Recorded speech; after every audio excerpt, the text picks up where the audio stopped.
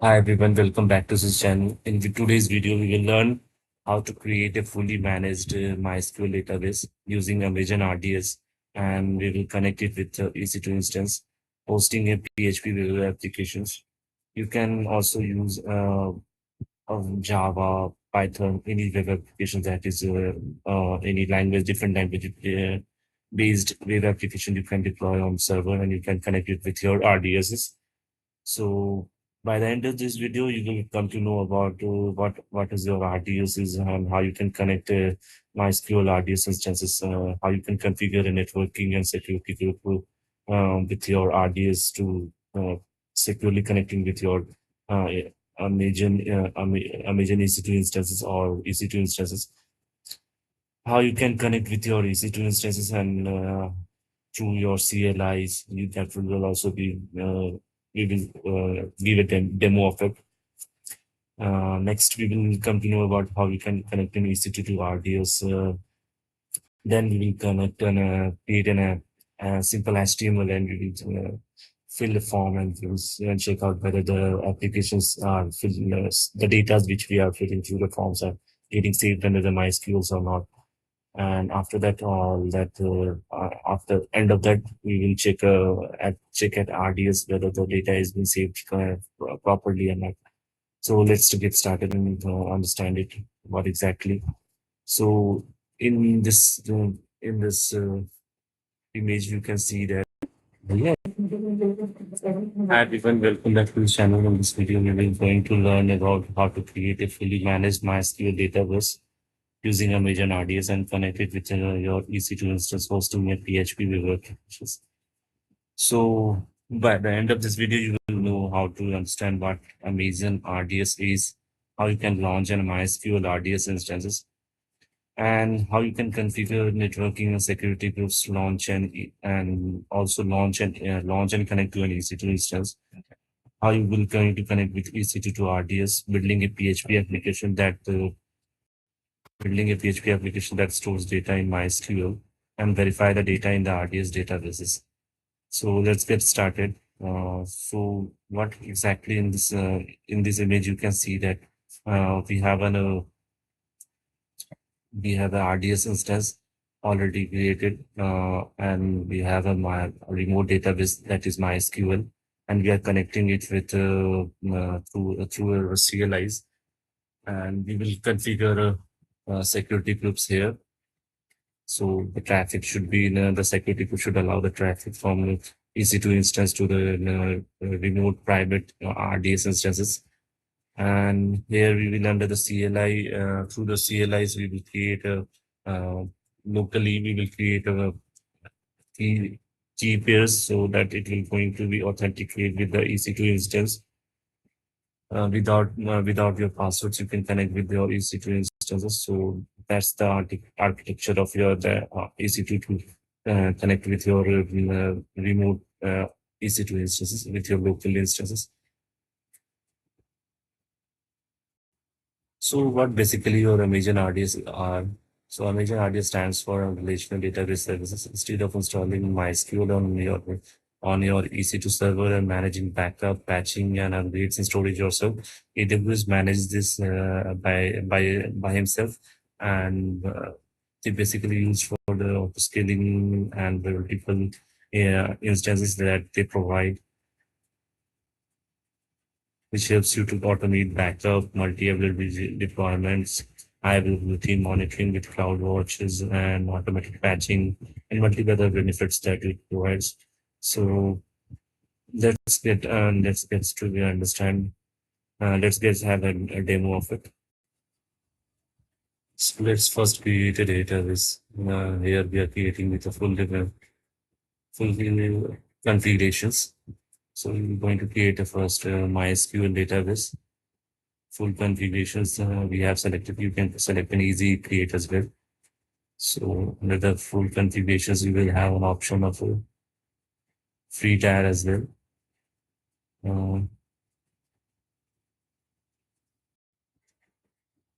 So we have selected a free tier templates and availability zones. So we have selected a single availability zones for this demo.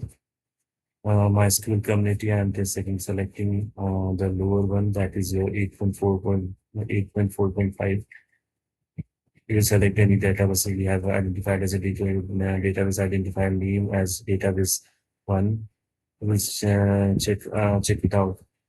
Small self-managed password, that is your you can, according to your requirement, pass on your best password that will be not getting you hacked. After that, you can select a database instance, RDS instance, on which your database should be get created. So that's we are using right now for the smaller version, that is DBT3 Micro. The small database storage you can use according to your requirement. We are working with the default one. So right now we have not connected with any EC2 instances. The default VPC that we have created, that is being used. The subnets we are using, that will be also the default one. Uh, we don't provide any public access to these RDS instances. It is going to be connected to the EC2 instance. So after that, we have a new VPC security groups that we have created here. No availability zones, RDS boxes are not available here. So once everything is getting created, then we are going to create a. Also, we can provide the database that is needs to be you need to create after the RDS instance is completely created. So we are providing the DevOps DB name of it. So after that, you will create a database and click on create database. So it takes time. We will wait for 2 to 3 minutes, and it will be get activated.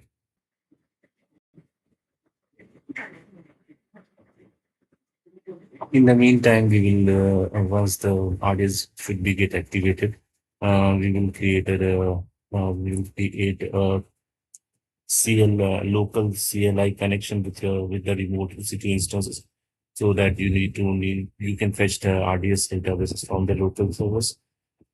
So let's create it's already we have an instance we have created, so everything is configured before.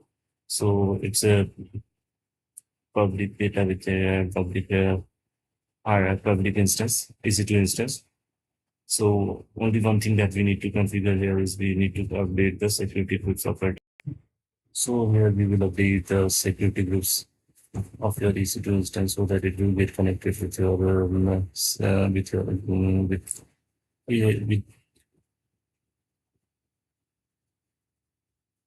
well, so that it will connect with your SSH client. So for that you need to be open your port 22. You need to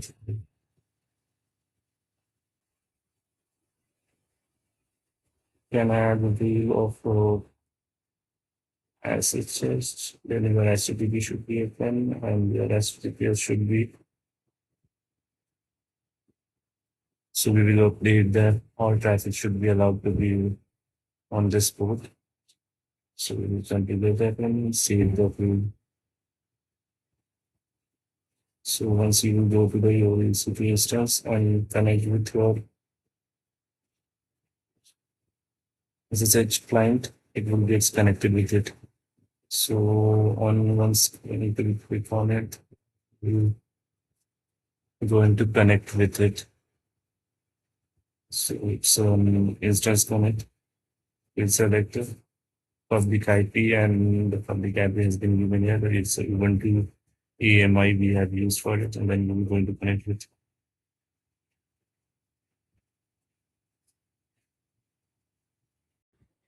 Now we have connected with our EC2 instance connect. Now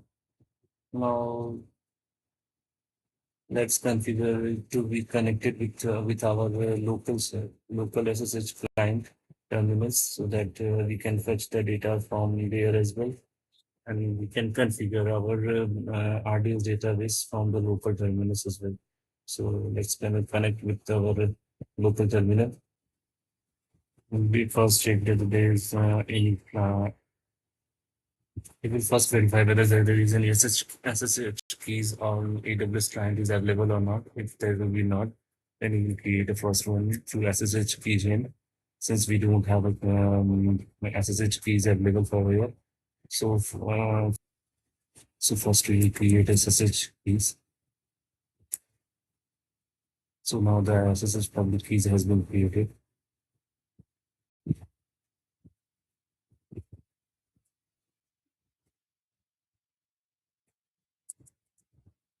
Through this command, you can cat under your public SSH keys, so that you can that key you can put there in your authorized keys under the section of SSH root SSH authorized keys. So you can check it out at your level what SSH, so it will get better to be used. Now we will come to this EC2 instance and create a root directory, since it's a you need to use sudo for a root user. Then after we create a root directory, that SSH.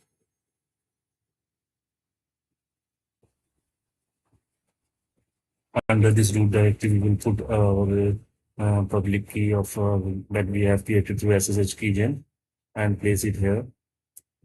So we have given the permissions, since it's also required the sudo mode. So we have given the execution rule 7000 for this SSH key.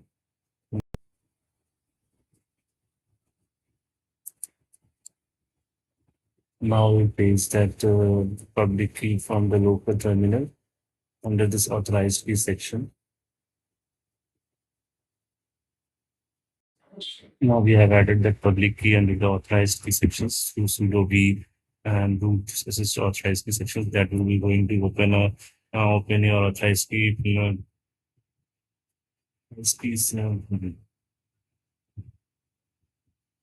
authorized key pages, and we will paste that public key here. Now we'll come back to our AWS client, means your local servers, and we will connect with your instances with our public IPs. So we will connect with SSH, whether we are going to be able to connect with that remote instances or not. So permission is enabled and we are able to connect with that remote instances. So let's now our EC2 instances are connected with the local CLI. So for that, now we will check whether our RDS instances are working or not. Then we will connect with RDS to the EC2 instances, and we will create a HTML there on the in the EC2 instance. Now you can see the EC2 instances are working now. It's under the active state. Once you're going to click on it, we'll have a available status is the available state. If you would like to connect with the EC2 instances, sorry, RDS instances, you need to you can use this one. Since we are connecting with our local database, then you have to, since it requires a MySQL client should be installed on the other EC2 instance to connect with, so that it will connect with you with your RDS instances. Now first we will have to connect our EC2 instances to RDS for secure connections. So we will have added as EC2 connection, select EC2 connection, and select the EC2 instance that we have already created. So I'll click on it. So now all the traffic should be redirected from the EC2 instance to the RDS, and we can fetch the data from there as well. So now we'll set up that one. Now it has connected with it. So we'll go over. So it has not connected. Now we will have to update the EC2 instance security group, so that it allows all the traffic from the RDS instances. So we're going to update this one. We'll update this one and edit inbound rules. So all the traffic should be allowed from the custom TCP will provide 3306. We know that MySQL are running on the port 3306, and we will use the uh, RDS security group of your security group of your RDS, and we save that page. Now we will find that. So we will let's connect it with our locally, whether we can connect with it or not. So we will remove this one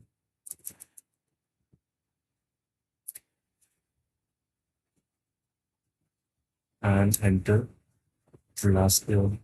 Since it is we don't have a MySQL client installed on our EC2 instance, so it is asking you to install that one. So let's get first time and install this one. So it gets installed. Now we will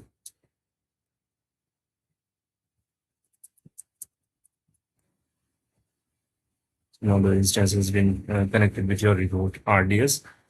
So if I will put a command that show databases, it will show here. So it's not showing. Show this is here.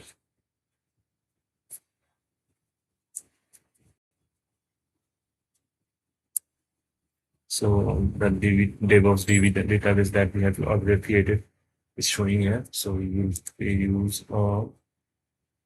DevOps DB as the database, current database. So it has now been changed. So now let's kind of go back to our EC2 instances, whether there is we are able to connect with our EC2 instance with the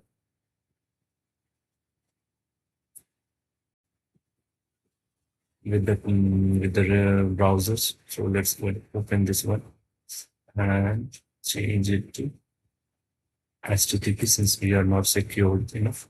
So right now it's Ubuntu servers are running under this instance, so that's why it is showing this Apache servers and Ubuntu images is showing it. Now let's edit this HTML and give you a form like structure, and we will update that image. So or create a database so that form data should be saved under the RDS. So we're going to update this HTML file. We have updated the backend of our index PHP so that the data has been changed, that will be saved under the RDS to the HTML. Now we are going to update the HTML. Now we will update the index.html. Now we have updated the HTML. Now we are going to update this one. And click on if we have now fill this form and save this data. Now I think there is some error with the request URL from mouse.com. We need to update the PHP file. Hi everyone. We have updated the table and created a table under the MySQL databases.